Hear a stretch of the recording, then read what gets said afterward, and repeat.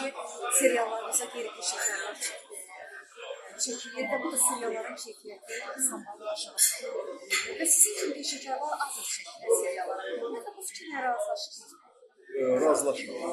Bilirsinə görə, çünki tamaşaçı çox əksər vaxt filmlərin, ümumiyyətlə serialların keyfiyyətinin aşağı olmasına şikayət edir. Və haqlıdır.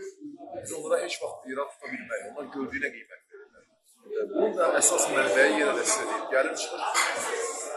Bütün hər rejissor şahlarımız bəzi rejissorların və yaxud da rejissoru eləmək istəyənlərin özünə kiçik bir qrup yığması, qeyri-peşəkar qrup yığması, məvacibi az verməsi bəzən də dəvət elədiyi yenə dırnaq arası aktyorlardan pul alıb çəkməsinin nəticəsidir ki, o görüntü çıxır.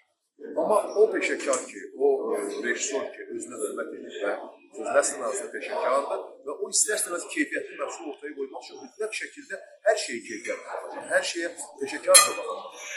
Oyunçunun da, yaratıcının da peşəkarını seçəcək.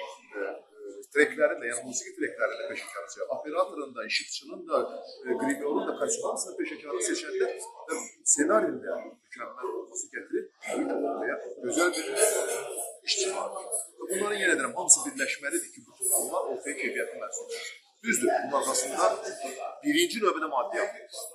Amma bəzən maddiyyat verir, maddiyyat düzgün şəkildə kollektiv arasında verir. Kollektiv yerdə mən yəni aktyor, rejissor, operator, bunlar nəzərə. Düzgün bölünməyəndə də o bölünən büdcəyə uyğun da məhsul ortaya çıxır. Təşəkkür ederim. Siz sağ olun.